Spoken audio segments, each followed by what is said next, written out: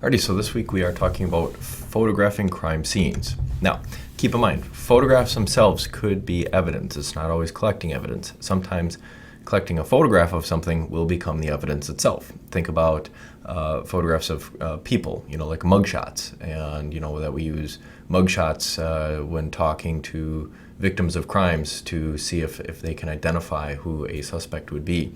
Different places and things within those places that need to be identified.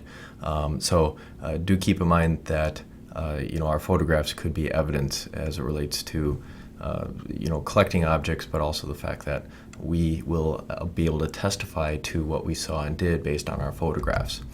Now, sometimes we do have crimes too where we have the photographs as the only piece of evidence. Think of situations where we have child pornography or folks taking voyeuristic photos where they shouldn't even be in possession of these files, and yet they are. So that is our evidence, those digital files. And you can take some of those computer crime classes to learn about those things. Photographs of an object where something's not recovered. We talk about when you buy high-ticket items such as jewelry and certain electronics, take photographs of them, take photographs of the serial numbers, and save those someplace. And so now our victim might give us these photographs of their stolen TV, of their stolen ring, and that is evidence of the object and what its value is.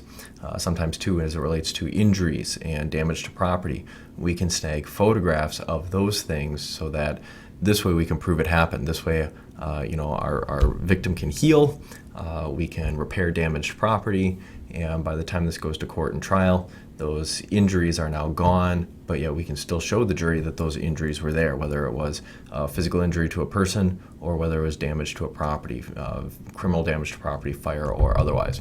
So, here's some great examples, just showing some images of hole in glass, a cut that's going to heal. Gentlemen, believe if you had me for Intro to Forensic Science in the classroom, we told the story about the guy who had his nose bitten off in a bar fight. There he is. And so, we have those images, even vandalism, where we have spray painted here, pointless vandalism on a door. And we are able to show that these events happened even though the paint has been covered over, the broken glass has been replaced, these injuries have healed, we've had plastic surgery done, whatever the case may be. So when we go to trial at some point in the future, we can actually show that these things did happen to the jury. Now, do keep in mind our scientific method, facts first, assumptions later. Got to be timely in taking your photos. You can't wait too long. Bruises heal. Don't say, well, we'll get to it tomorrow. No, tomorrow might not happen, or the situation might have changed by tomorrow. Don't assume anything. When in doubt, take photos. Think about fragile evidence. If there's a chance we might lose it, take a photo of it right away. But we still want to be systematic. We still want to process the scene in a systematic order, going around the room clockwise, counterclockwise, whatever the case may be. Make sure you're not touching it, moving it, picking it up, looking at it, inspecting it, whatever, until you photographed it. The second you pick something up and move it, even if you just move it a little bit, you have altered the crime scene and you have made it difficult for the case to be solved, or you have created some situations where the jury could see tampering of evidence.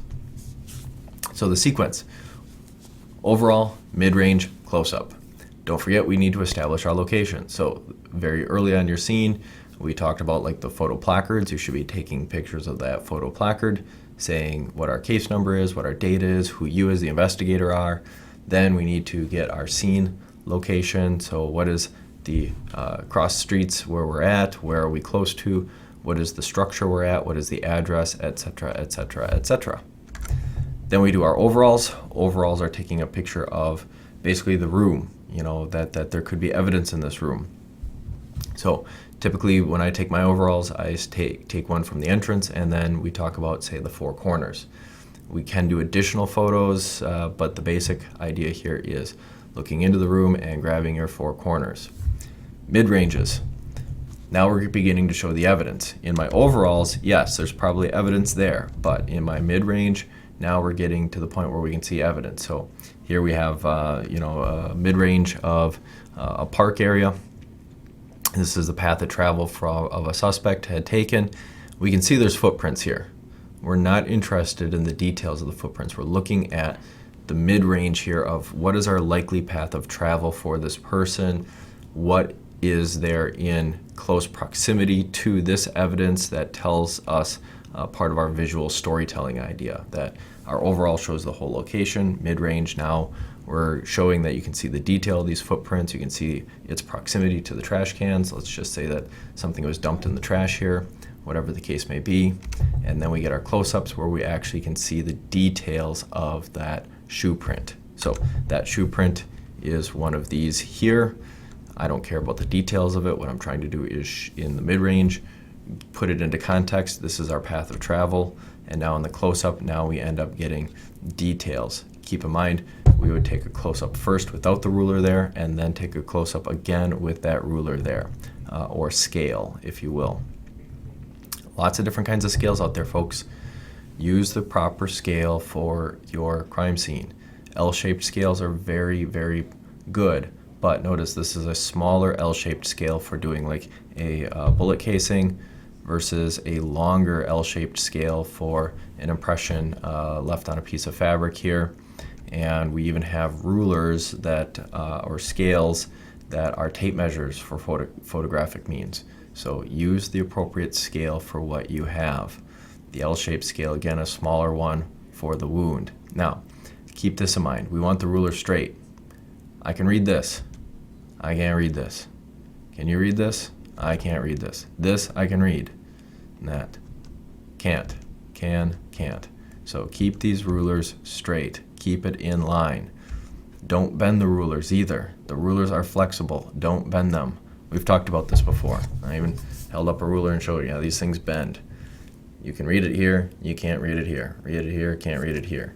If it's measuring something on me, yes, you can read it here, but you can't read it there. So be mindful of these rulers.